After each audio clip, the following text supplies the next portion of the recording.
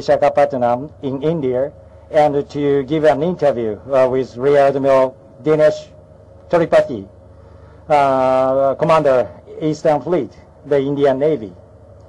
First of all, I would like to express my sincere appreciation to the Indian Navy for hearty welcome to us and a great support for our port visit in Visakhapatnam.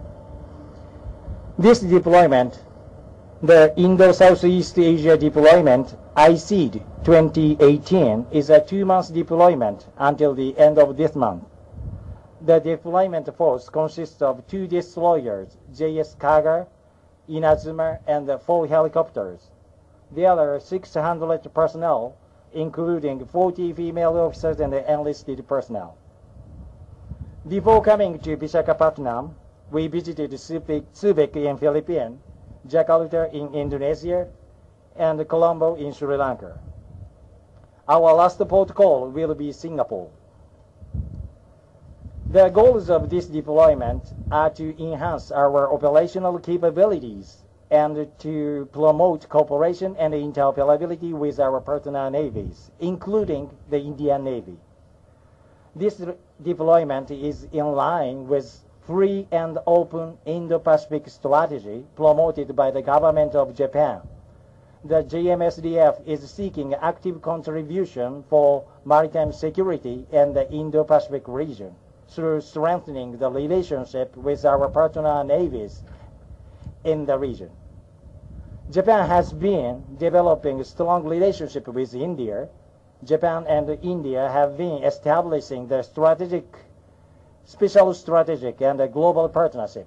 It's not too much to say that the relationship between our 2 countries is close to an alliance. The JMSDF and the Indian Navy have an incomparable, robust tie, which is the core of the strategic partnership between our 2 countries. However, we have to develop our existing strong Navy-to-Navy relationship further.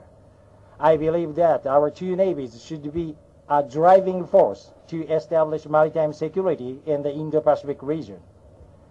During the port call in Visakhapatnam, we have a number of exchange programs such as Navy-to-Navy talks, ship tours, import training, and social events.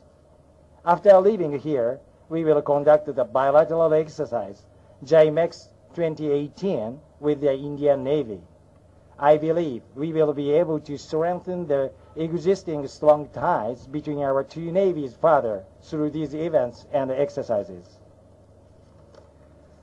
I'm pretty sure that Japanese and Indian officers and enlisted personnel can progress mutual understanding each other through these exchange programs. We will never have an occasion like this in order to strengthen not only Navy-to-Navy relationship, but also bilateral relationship of our 2 countries further. Based on the strong bilateral relationship in mutual trust, we, the Japan Maritime Self-Defense Force, and the Indian Navy will be able to play active roles to establish maritime security in the Indo-Pacific region. I promise our 2 navies commit to do everything we can to promote regional peace and stability. Thank you for your attention. Bahat Dhanyavad. Commanding officers of the participating Japanese Maritime Self-Defense Force and Indian Navy ships, large members of the media present here. It's such a pleasure to see you all, ladies and gentlemen.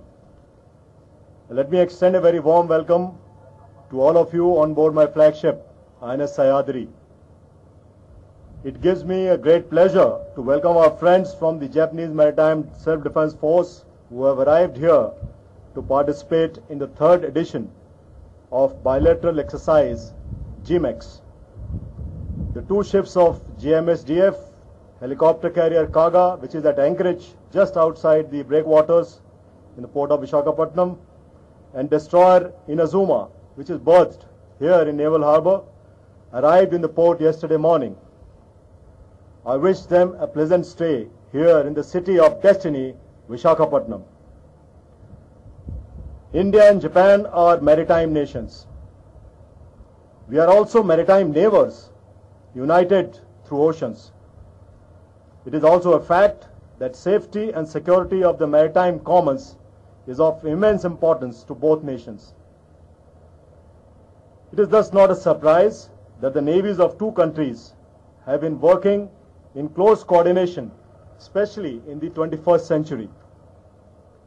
As you would know, the Japanese Navy is now a permanent member of the annual Malabar exercises, the last edition of which was conducted off Guam in the Pacific in June of this year. The two maritime forces have also been operating in close coordination in the Gulf of Aden for anti-piracy operations for the last so many years. This edition of GIMEX is spread over 9 days, which includes 4 days of harbor phase, which commenced yesterday, and 5 days of sea phase, which would commence on the 10th. The Indian Navy would be represented by the multi-purpose stealth frigate INS Sahyadri, where we all are seated, anti-submarine warfare corvette INS Kadmat, missile corvette INS Kirch, and the fleet tanker INS Shakti. All the esteemed commanding officers are sitting here on either side of me.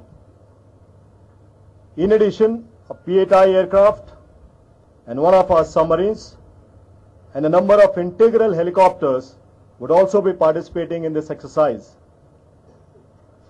The harbor phase, which is currently in progress till 10th of October, includes professional and social interactions between the ship's crews, sports fixtures, and operational planning for the sea phase.